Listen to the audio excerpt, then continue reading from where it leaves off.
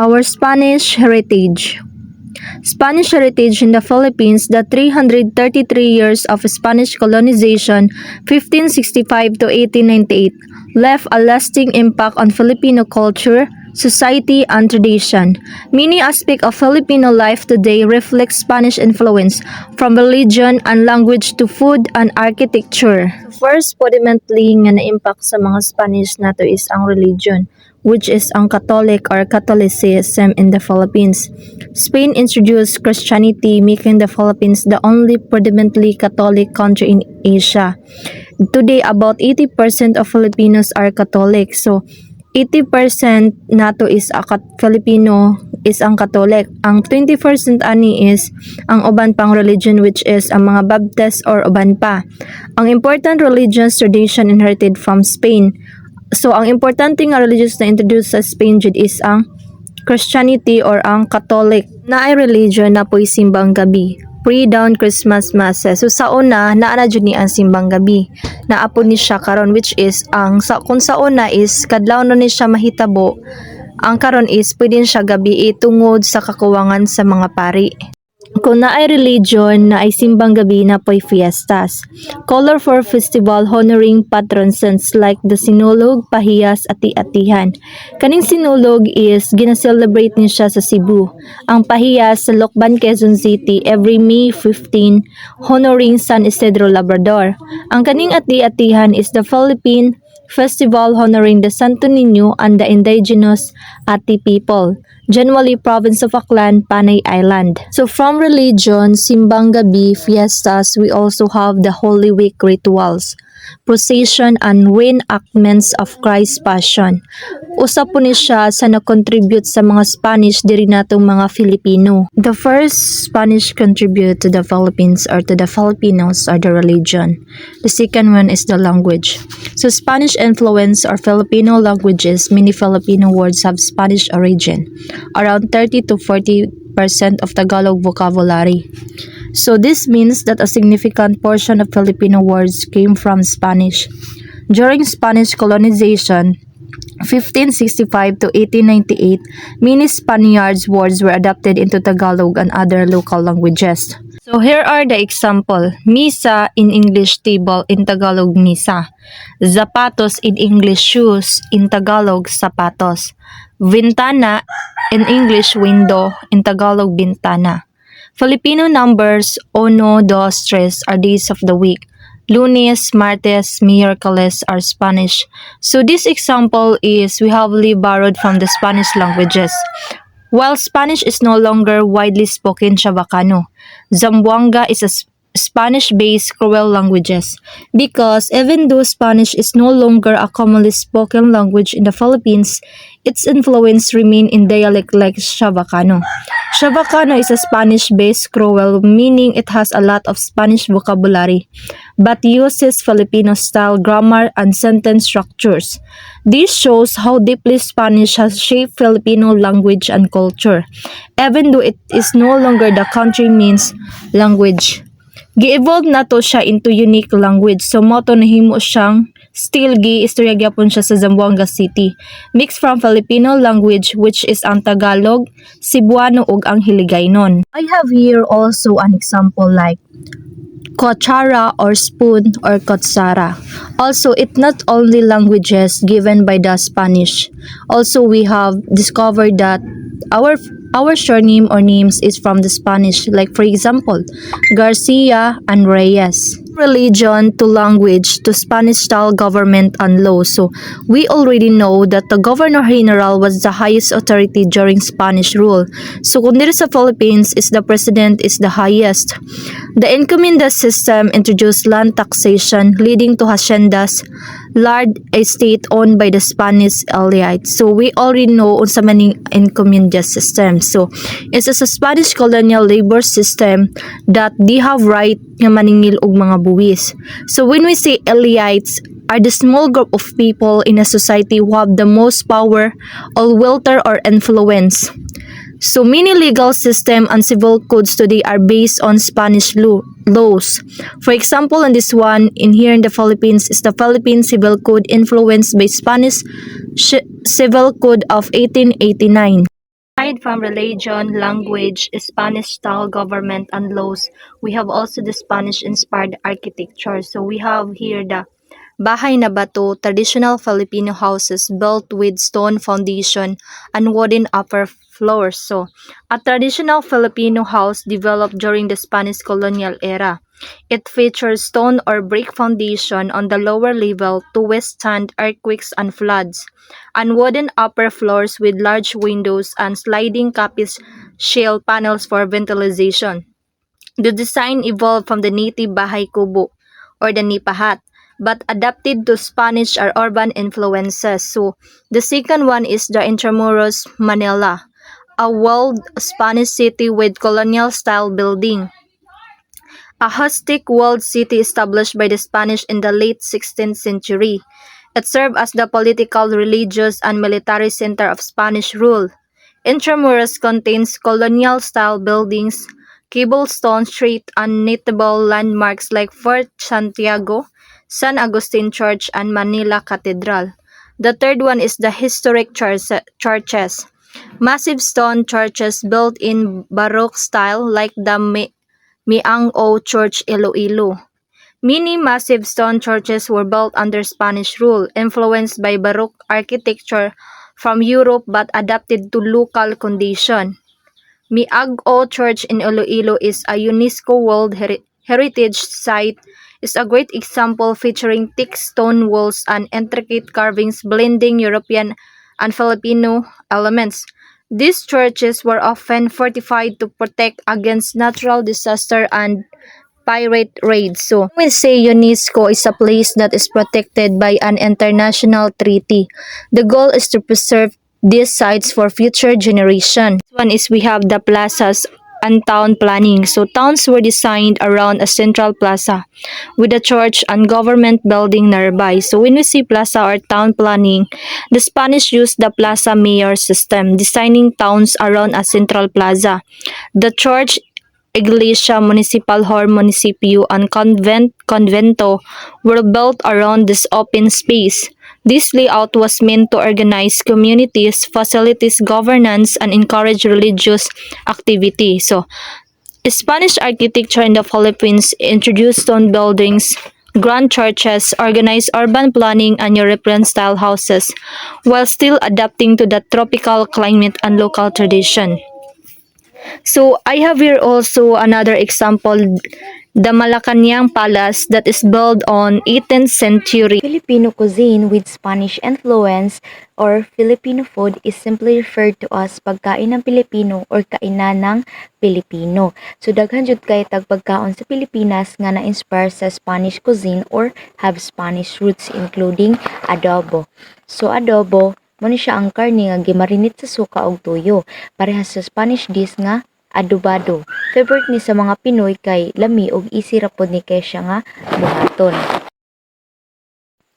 Next is lechon. So lechong baboy kay gi-roast ni siya hangtod nga ma-crispy ang panit or gilitsyon ni siya gituyok-tuyok. And then usually makita ni siya sa mga fiesta or bisan sa mga birthday o uban pang mga special occasions.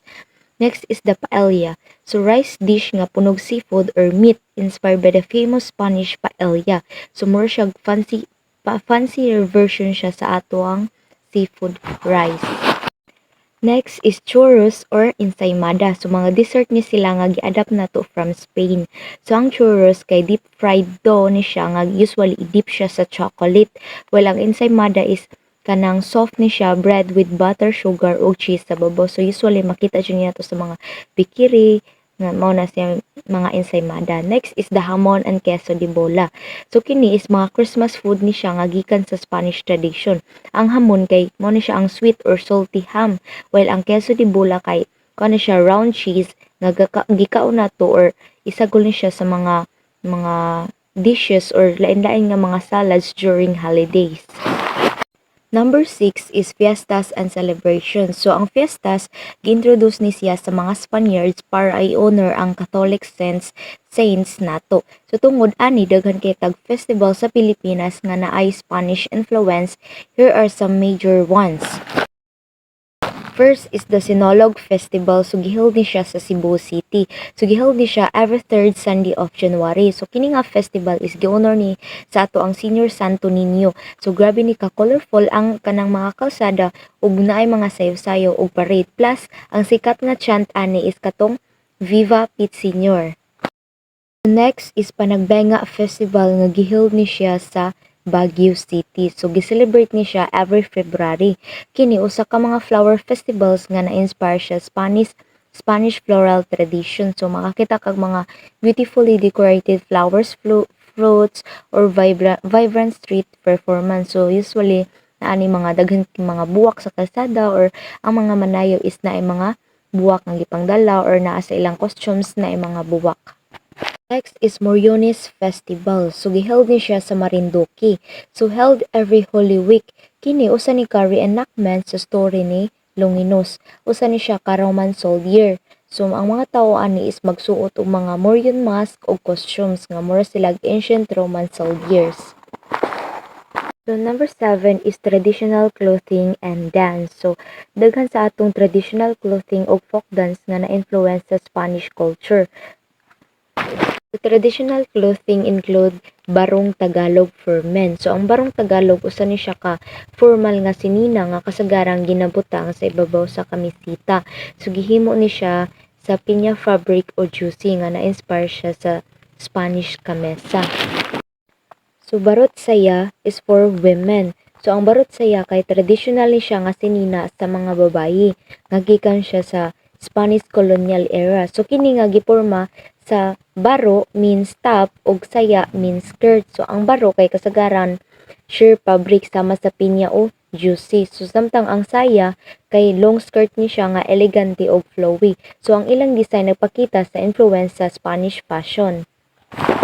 So aside sa clothing is naa po daytay folk dance influenced by Spain. So first is the Cariñosa. So usa ni siya ka courtship dance nga nagpakita sa pagka ulawon or og kanang pagka-sweet sa tradisyonal nga manliligaw. So ang mga dancers magamit ni sila og paypay og panyo nga murag simbolo sa flirting or modesty. So ang movement ani kay graceful ug romantic nga nagpresent sa old-fashioned Filipino courtship. So next is ang pandango sa ilaw. So inspired by the Spanish pandango dance. So pero giusab ni siya sa mga Pinoy arong mahimong mas unique. So ang mga dancers ani is magbalanse sila og oil lamps sa ilang ulo ug kamot samtang naglihok gracefully. Next is Jota Moncadenia. So Filipino version sa Spanish Jota dance. So kasagaran gisayaw ni sa mga weddings o big celebrations. So kasagaran pud gi-accompany siya sa castanets o kanang mga bamboo clappers para sa rhythm. So this dance nag-show siya og blend of Filipino and Spanish traditions nga makit-an gihapon sa atong modern celebrations. Number 8 is education and literature. So during the Spanish colonization, ang mga pari ug misyonaryo ang nagdala sa formal education sa Pilipinas. So sila ang nagtukod sa unang eskwelahan ug university nga nag-focus sa religion, humanities ug philosophy. So University of Santo Tomas 1611. So mao ni siya ang pinakakaraan nga university sa Asia. So gitukod ni siya sa mga Dominican priests ug hangtod karon usab jud gihapon sa top university sa Pilipinas. So naa sa Espanya, Manila ang UST kilala sa high quality education, especially sa medicine, law ug philosophy. So next is the Ateneo de Manila University 1859. So founded by Spanish Jesuits, so usa kini sa leading universities sa Pilipinas. So sikat ni sa liberal arts, business ug sciences. So si Jose Rizal mismo ang nag-eskwela diri ug diri siya nahimong maka-Filipino ug critical thinker. So when it comes to literature, Jose Rizal's novels No Limitangere and El Filibusterismo inspired by Spanish literature. So gihimo ni siya aron ipakita ang pag-abuso ug korupsyon sa mga Spanish government sa Pilipinas. So ang No Limitangere kay mas emotional ug nagpakita ni siya sa mga suffering sa mga Indio ug samtang ang El Filibusterismo kay mas dark og revolutionary. So tungod sa iyang mga sinulat ni Rizal na consider nga national hero siya kay iyang gipalihok ang mga Pilipino para sa Independence Day. Number 9, the Spanish influence on Filipino surnames. So sa una wala pa standardized kanang surnames ang mga Pilipino. So kasagarang gamit nila ang pangalan sa ilang amahan, trabaho o lugar. Pero pagka 1849 si Governor Narciso Claveria nagmando nga tanang Pilipino kinahanglan mo gamit og Spanish surname. So daghan sa atong mga apelyido karon gikan sa Spanish naming system like Cruz, Reyes, Santos, and Garcia. Legacy of Spanish heritage in the Philippines. So, bisag nakabot na sa Pilipinas ang independence pagka 1898 is padayon gihapon ang Spanish influence sa atong culture and identity. So, while the Philippines developed its own unique culture, maski unsa pang atong modern identity, visible gihapon ang Spanish heritage sa atong pang-adlaw-adlaw nga kinabuhi, from language to food, to religion, and festivities. So, it's a mix of Filipino spirit and Spanish influence, creating a unique cultural identity. My topic was about the summary of economic life under Spain. So, first is the positive impacts. We have their galleon trade. So, in the galleon trade, connecting Manila and Acapulco had profound impacts, fostering economic ties between China and Spanish America, but also limiting colonial economies and weakening Spanish global. So, ang naka-positive impact dere sa galleon trade is na-limit nila ang colonization between the other countries sa Pilipinas. So, second is opening of world trade in 1834. Opening of ports to world trade in 1834 following bankruptcy of the Royal Company of the Philippines. So, bisag na siya sa positive impact, so na siya gamay nga negative nga impact po. And next is, so opening of world trade is kanang nag-open na ang kadabitang nag-open na ang mga ports sa Pilipinas, like kanang pwede na sila makapag-trade og mga goods, mga services, and some key figures, so diri pa sa Ilustrados class emerge.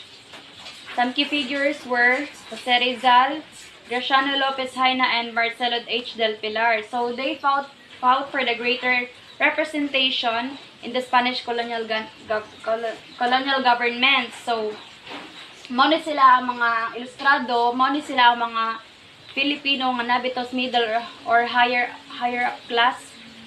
So, during the Spanish period, mao nang nakamit na to ang independence sa atong country tungod sa mga ilustrados, tungod sa ilang pag-emerge. So, diri na punta sa negative impact. So, polo is servisyo. So, this means kanang na forced labor.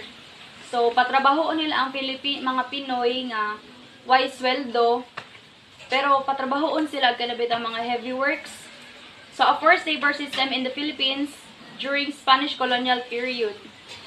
So, they were assigned to community projects, mga buildings, mga infrastructures. Second is encomienda and hacienda system. So, this medyo familiar ni sa polo is servisyo. So, ang kalahian lang nila is ang encomienda system is kanang na forced labor gihapon, while ang hacienda system is kuan siya kanang na for both ay forced labor, while hacienda was a system of large estates that produce goods exports. So, kanang na mag-produce na sila mga good exports kanang bitang na mga kunyari, example ra, tobacco, mga fruits, sa ma-export siya, mapagawa siya sa country. So, third is heavy taxation. So, kanang labis bitaw nga pag-collect og mga tax sa Filipinos, knowing nga they don't have works.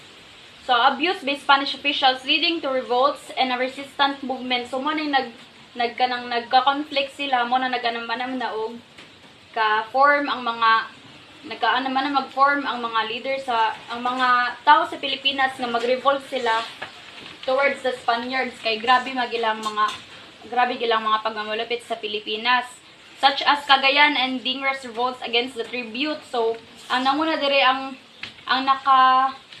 naka-revolt pod og sugod is kaning Cagayan and Dingras. So, the last is economy benefited Spaniards and Chinese merchants instead sa Pilipino. So, overall, ang naka-benefit jud diri tanan is ang mga Spaniards. My topic is all about the Latin American heritage.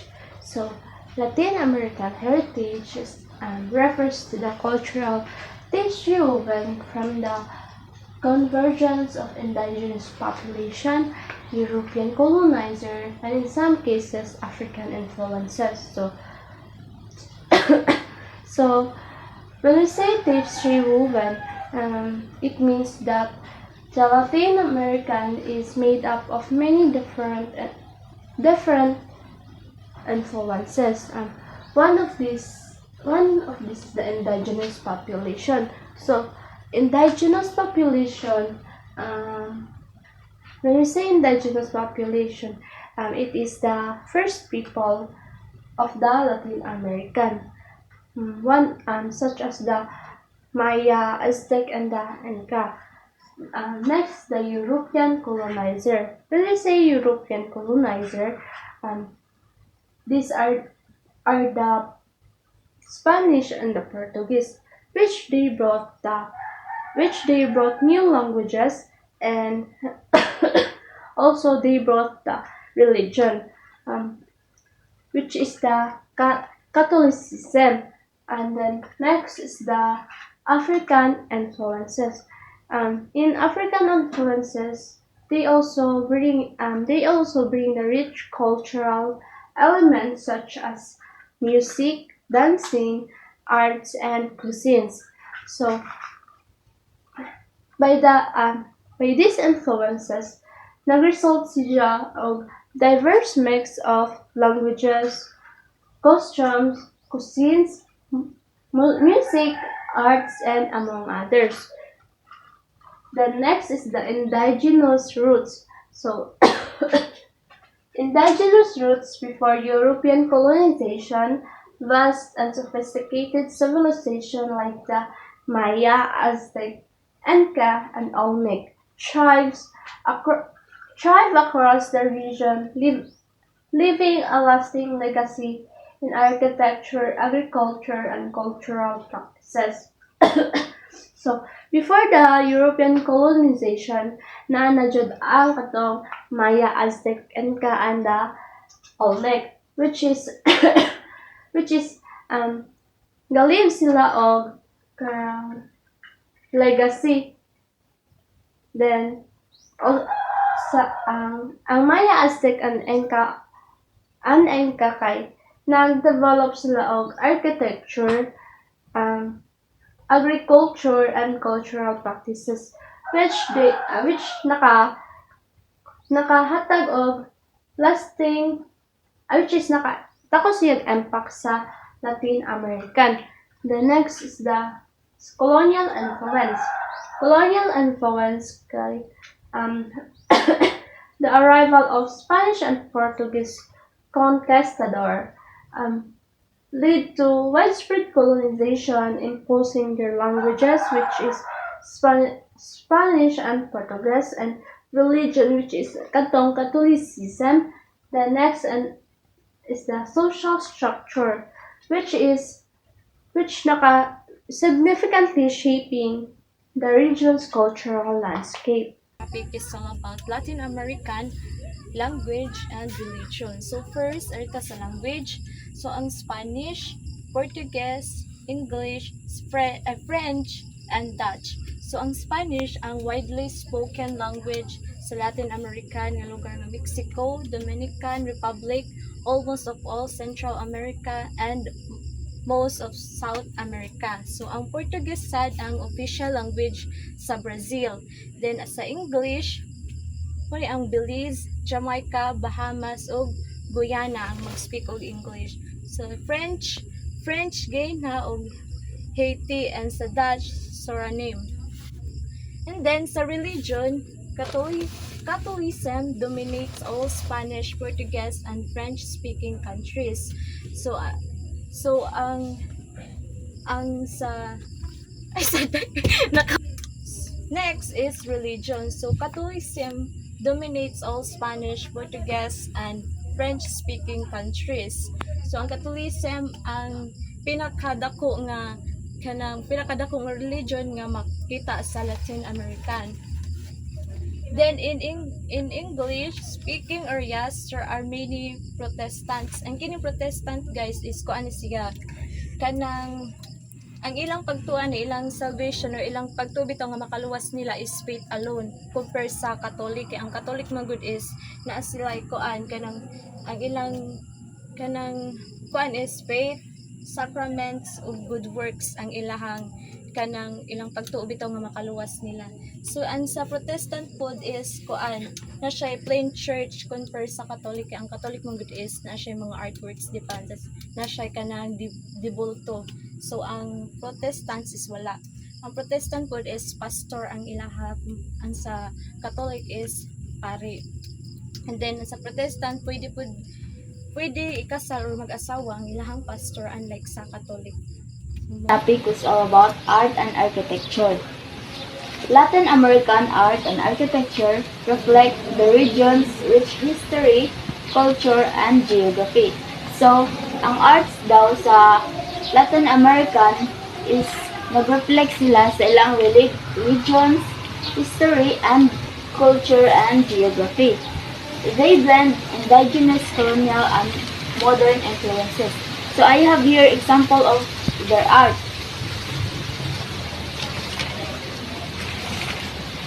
This, as you can see, nag-reflect siya sa ilang culture and the architecture of Latin America. Mao na ilang mga architectures in Latin American.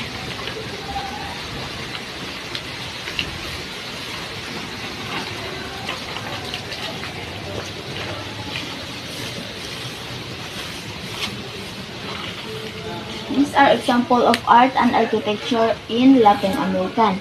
The next topic is important historical points to consider independence movements. Important historical points to consider independent movement. The Enlightenment ideas, French Revolution, Napoleonic Wars, social culture, economic grievances, and the Simon Bolivar's leadership. So, ang Enlightenment ideals is the spirit of Enlightenment ideas of individual liberty, self-governance, and republicanism resonated with cruel elites who began to question Spanish and Portuguese colonial rule. And then the French Revolution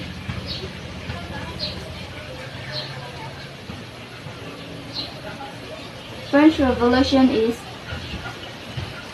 weaken Spain and Portugal, creating a power vacuum in their colonies and further fall in independence movements. So, ang Napoleonic Wars is mauman ni katong nag-unite di koan siya para ma-unite ang mga country. And then social cultures.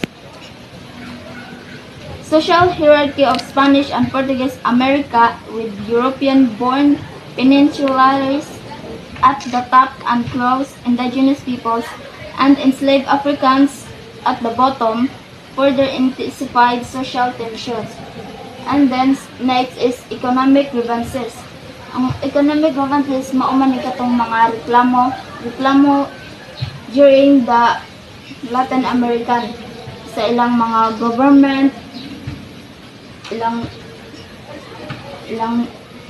social cultures, everything nga kanang ilahang mga reklamo is Simon Bolivar's leadership. So Simon Bolivar is known as liberator, played in a pivotal role in uniting and leading independence struggles in several South American nations including Venezuela, Colombia, Ecuador, Peru, and Bolivia. Everyone, my topic is about our Latin American heritage, chapter 11, music and dance and mestizaje. So, music and dance.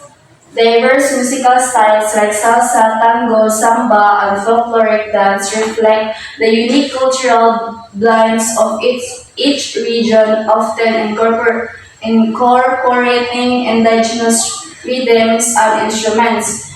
So, the Latin American musical dance are rich in rhythm, styles, and cultural. So, ang rhythm is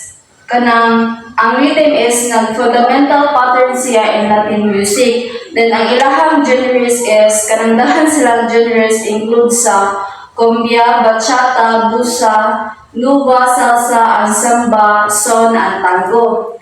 So, na-influence po ang Latin music sa incorporate indigenous music as well as music from Spain, Portugal, and Africa. So, ang music food is important part of daily life sa mga native groups before European contacts.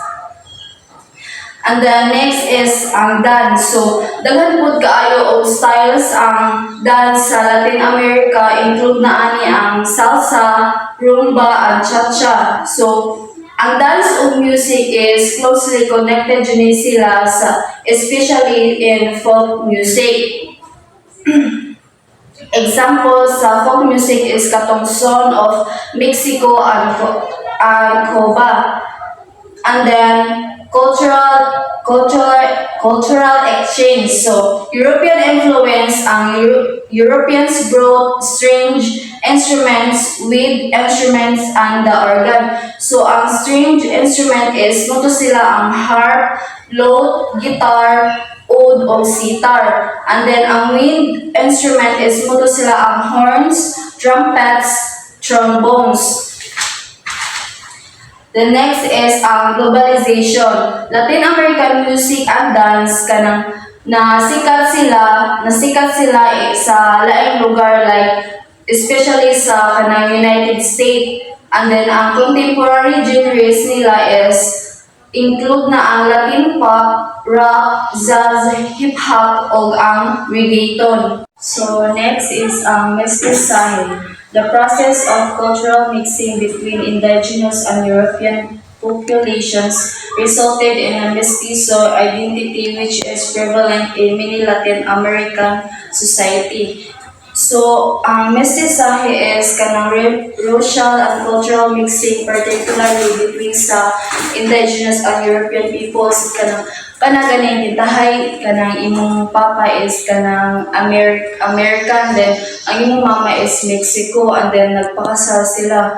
So, and then mag-anak sila o kanang mestizo or mestiza, kanang tawag na ita, ilang anak is itong, then muna yung mestizo, and then kung kanang puti is muna ang mestiza. So, muna ang cultural mixing.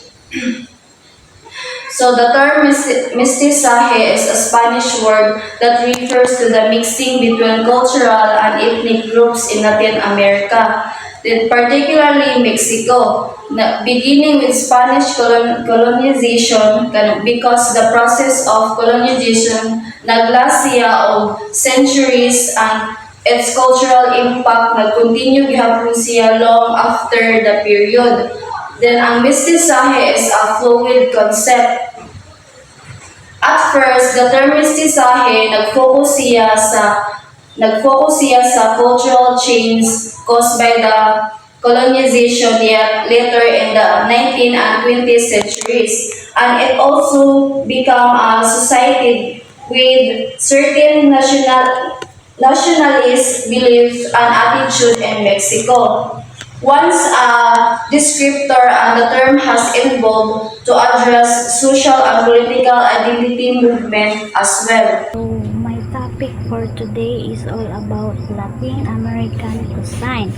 So Latin American cuisine characterized by dishes heavily based on corn or maize, beans, rice, various meats, and a variant array of species including chili peppers, often featuring staples like tortillas, tamales, empanadas, arepas, ceviche, and a variety of salsas, with significant regional variations across the continent. So when you talk about Latin American cuisine, so og kanang naag mga kuan kanang mga lutuonon bitaw sa Latin American.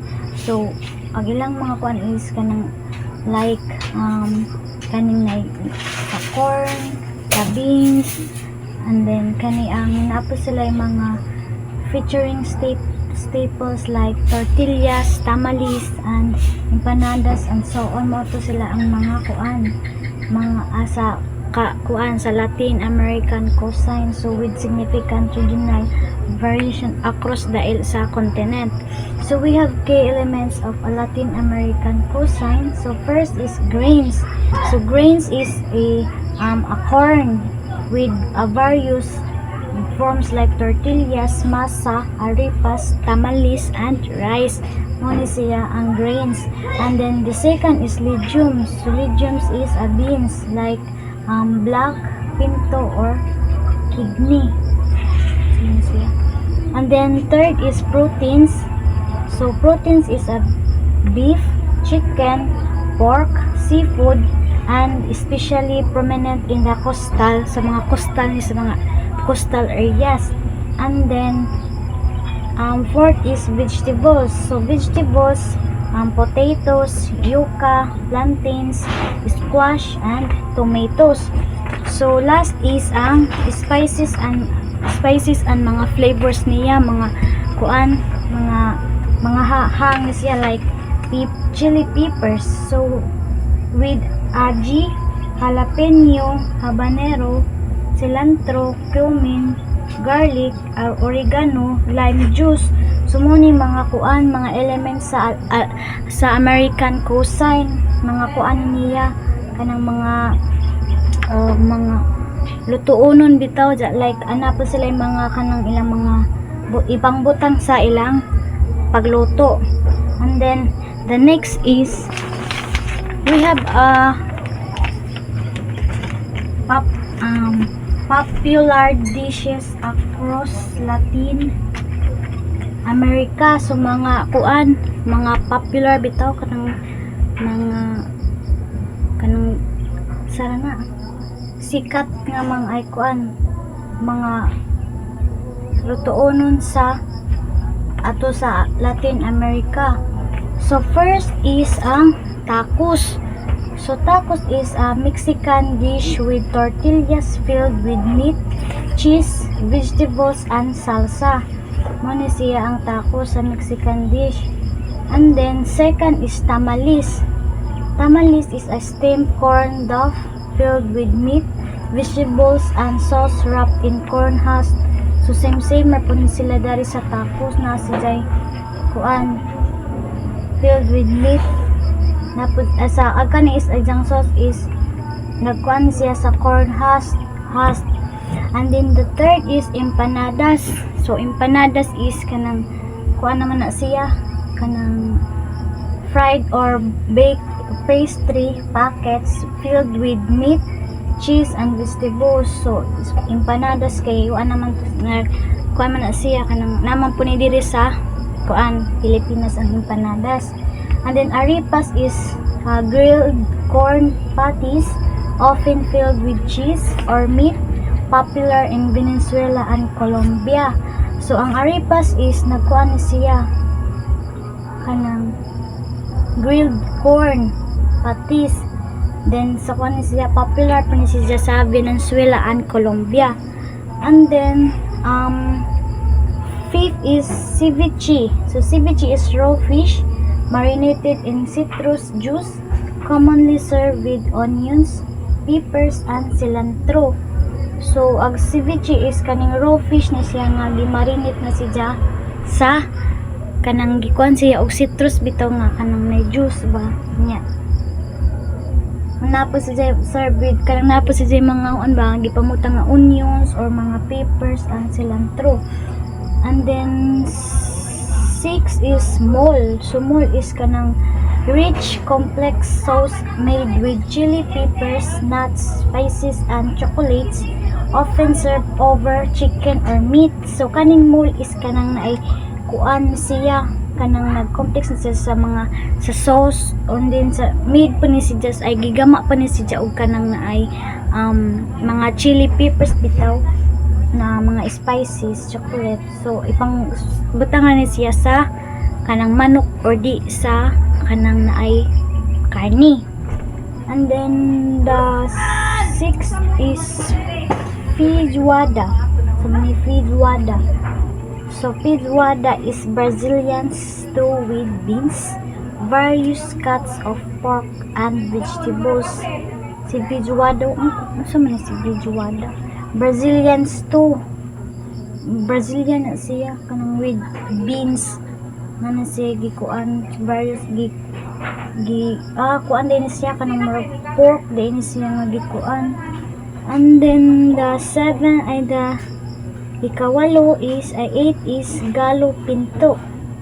Gallo Pinto is Costa Rican dish of rice and beans often served for breakfast. So mo ni siya si Gallo Pinto pang kuan na siya pang kuan kanang serve mo serve ra ka og pang kanaang breakfast pang buntag ni siya nga lutuonon. And then last is bandeja paisa. So bandeja paisa is Colombian platter with beans, rice, meat, fried plantains, avocado and arepa. So mo na siya ang bandeja paisa sa Colombia na sila nga platter. So the next is we have next topic is we have literature of Latin American heritage. So literature of Latin American heritage refers to the body of written works produced by authors from Latin American countries.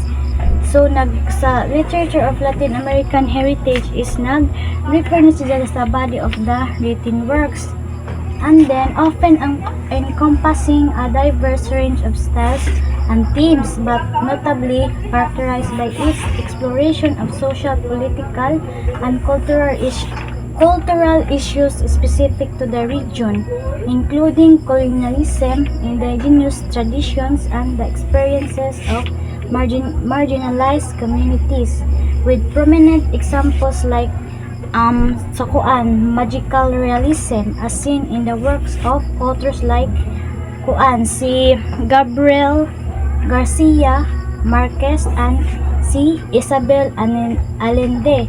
So this literature is primarily written in kaning literature is primarily written in Spanish and Portuguese, reflecting the linguistic diversity of the region. Sumoto ang literature of Latin American heritage. Nagkuan siya, nag-characterized by its exploration sa mga social, political, and the cultural issues. And then sa kuan po sila nag-specific to the region, and including po ni sila sa colonialism, indigenous tradition, and the experiences of marginal communities. So we have key points about the Latin American literature. The first is languages. So ang languages is primarily written in Spanish and Portuguese, with some works incorporating indigenous languages. So ang language nila is kanang nagkuan ni sila di suwat gihapon ni written sa Spanish and the Portuguese. Sa mga kuan sa uban nga kuan bitaw sa mga trabaho sa nag-incorporate pa na sila sa indigenous sa mga language. And then the second is major themes. So major themes na ni siya. Major themes.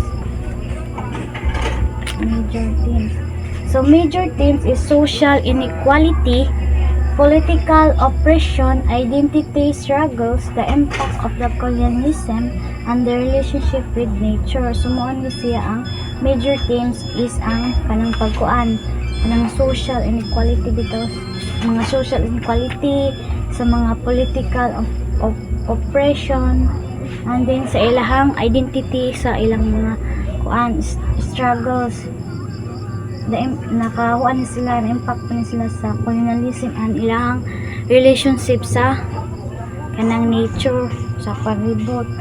And then the third is literary movements.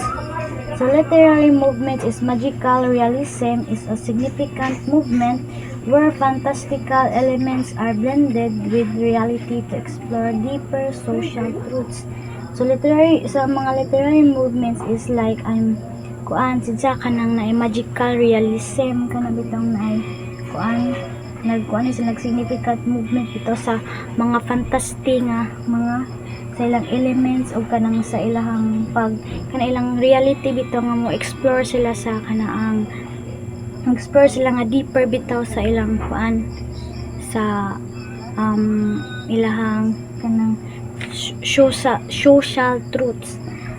And then the last is notable authors. So sa notable authors is ang author sa 100 Years of Solitude is si Gabriel Garcia Marquez, and the author of the House of the Spirit is si Isabel Allende, and then the author of Julia and the scriptwriter is si Mario Vargas Llosa, and then the last is the author of the Garden of Forking Paths is si George Louis Borges. So note sila ang katuang mga key points about Latin American literature.